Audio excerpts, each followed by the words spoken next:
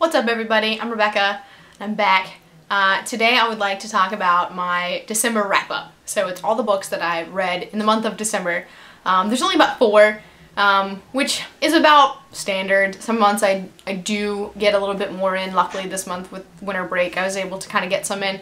And then some months, as usual, things kind of go low. So this month we had a good 4 of different sizes. Some really good ones actually. I really liked all 4 that I read. So let's just go ahead and start. So the first one that I read was actually for the Teacher Book Club, which I'm part of.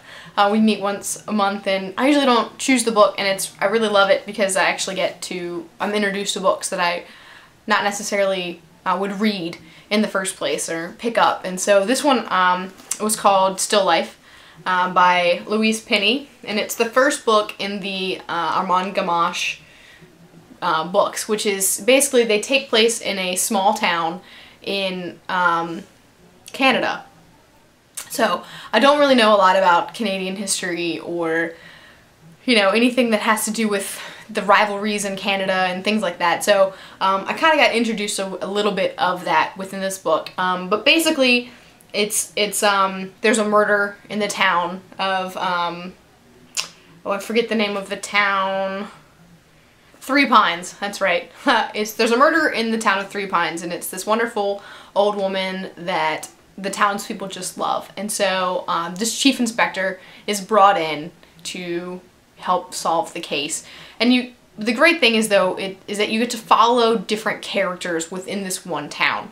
And I've kind of predicted the ending a little bit because I do like detective novels, but I thought that it was really well written and it really kept me going, and I wasn't sure that I thought that going into it. I was kind of, another book club pick that I don't necessarily think I'll love, but I ended up really loving it, and I can't wait to read the next ones in the series. So that's the first one. The next book that I read was my first foray into Neil Gaiman. I read Neverwhere, which was the first one. I have pretty much all of his books on my to-read list. But this is the first one that I picked up, and I've tried picking it up a few years ago. My friend Nissa encouraged me to read this. She thought that I would love it, and I could never kind of get into it. I tried reading it on my iPad and my Kindle, and I just couldn't do it. So I went ahead and it was my Teacher Appreciation Week at Barnes & Noble, and I just picked it up because it was pretty cheap that week for me. And I was like, you know what, let me give it a shot, because I think if I have the hard copy, I tend to read. I give the books more of a chance, and I have a tendency to just want to read it more. I really love having hard copies. And so I did. And it took me a little longer to read than I normally, I think, would have taken me, because it's not super long. And it took me a little bit longer to get into the whole idea of this London underground world where, you know, the tube stations are not necessarily tube stations. They're named after things like that are actually happening there, which is pretty cool. And I really liked the take on London in a way that I haven't read before, and it definitely makes me want to read more of his books. So while it wasn't my favorite book ever, I did really enjoy reading it once I kind of got into it a little bit more and was able to kind of get my head wrapped around this whole concept. So that one was definitely a pretty good one as well. The next one I read, I was recommended by another teacher at school. She's the technology person that kind of comes, you know, if we have questions about using technology in the classroom or whatnot, we come to her. And I was talking to her you know, someday one morning at school, and she recommended this book to me, and it's called The Circle, and it's by Dave Eggers, who wrote A Heartbreaking Work of Staggering Genius, and he wrote Where the Wild Things Are, not the original one, but the movie, and things like that.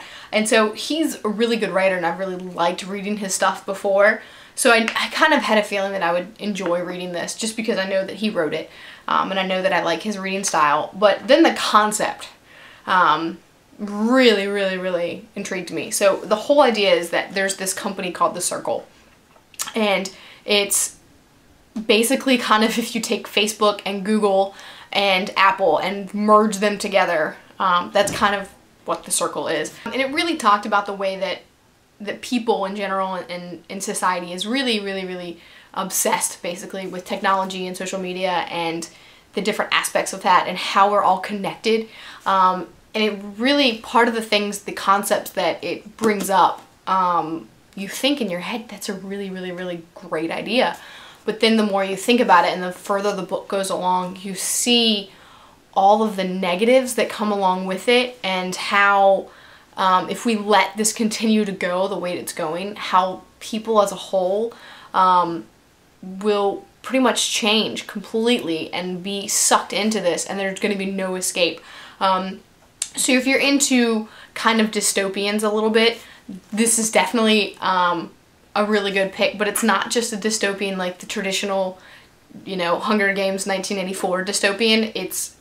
It's where the world is going now, which makes it really scary in a way, and really makes you question your own role in social media. I mean, here I am, you know, I'm vlogging on YouTube, I have a Twitter, I have a Goodreads, I have a Facebook, I have an Instagram, I have a Snapchat that I don't use,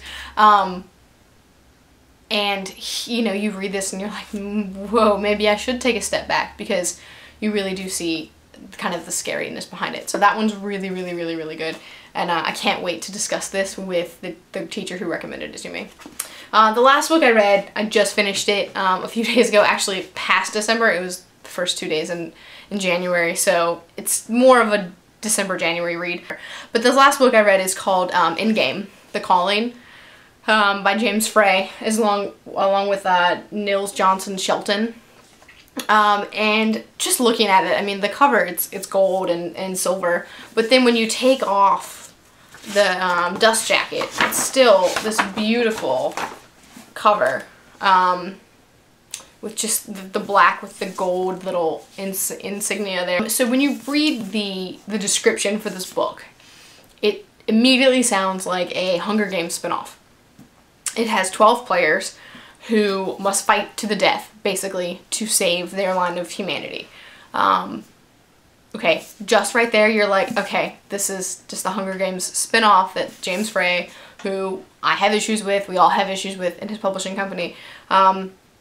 Yeah, we get it. But I gave it a chance because I really liked the idea that this book has a puzzle hidden within it, which after reading it, I don't think I'm smart enough to actually figure out, because it's written by geniuses and I'm not a genius. But it's really, that intrigued me in the fact that it kind of had this whole like play along at home feel, and this whole kind of epic thing that goes along with it that really intrigued me, and so I decided to give it a chance. And I'm really glad that I did, because it's not the Hunger Games. It sounds like it, but if you add in more science fiction to it, and the fact that it's not, it takes place in the world as we know it now. So instead of having this dystopian world, it's kind of has to do with the world we have now, with characters from all over the world, which is really kind of intriguing. I really liked the idea of that you had characters from Japan and China and South America and Europe and Australia and America as well, and they're all kind of working towards this one goal. So the concept behind it is that basically aliens or these beings or somebody, they call them sky people, created humans and created Earth and the planet and everything like that.